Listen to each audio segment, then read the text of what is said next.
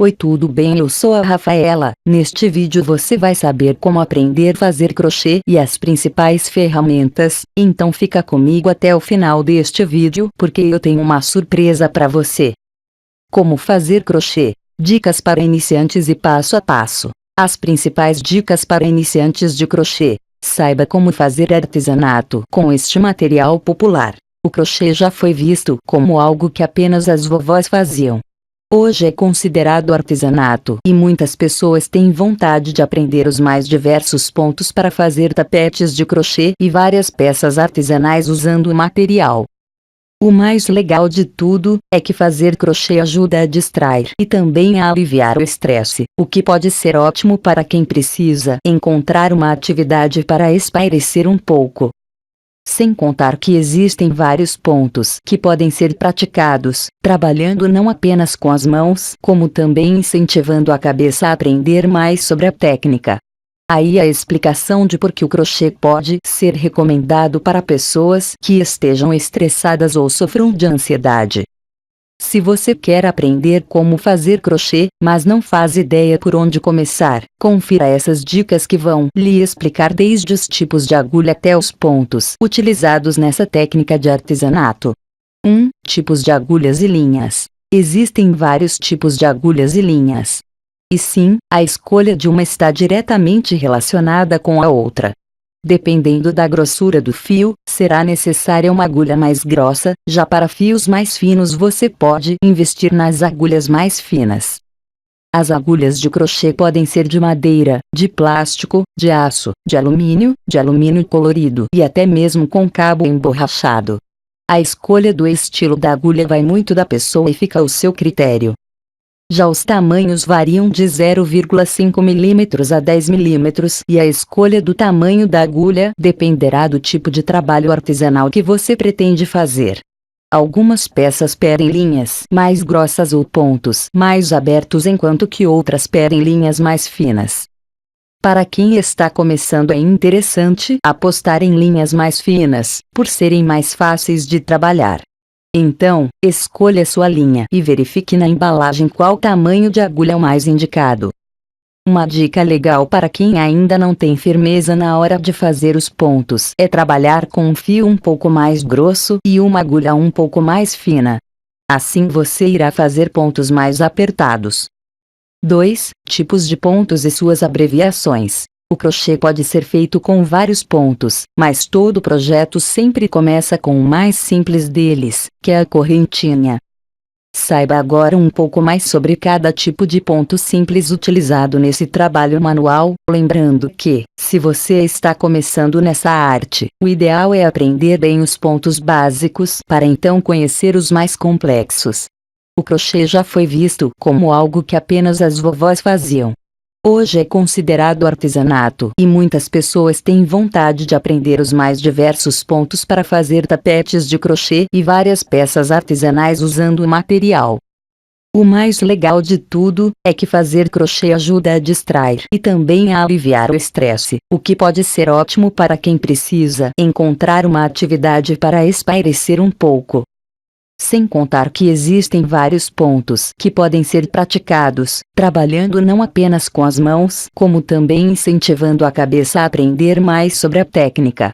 Aí a explicação de por que o crochê pode ser recomendado para pessoas que estejam estressadas ou sofram de ansiedade.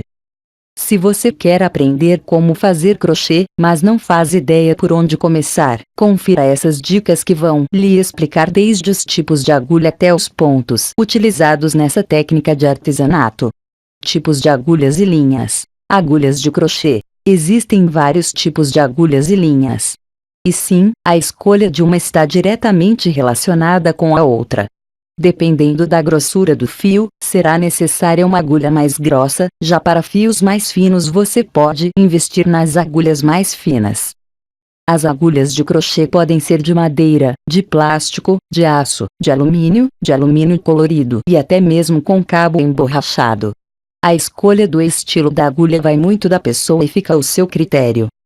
Já os tamanhos variam de 0,5 mm a 10 mm e a escolha do tamanho da agulha dependerá do tipo de trabalho artesanal que você pretende fazer.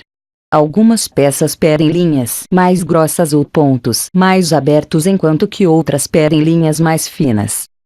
Para quem está começando, é interessante apostar em linhas mais finas, por serem mais fáceis de trabalhar.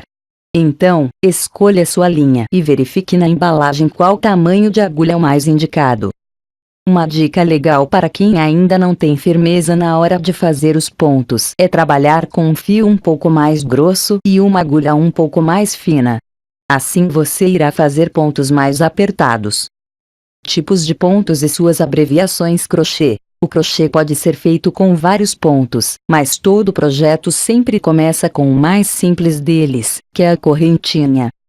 Saiba agora um pouco mais sobre cada tipo de ponto simples utilizado nesse trabalho manual, lembrando que, se você está começando nessa arte, o ideal é aprender bem os pontos básicos para então conhecer os mais complexos. 1.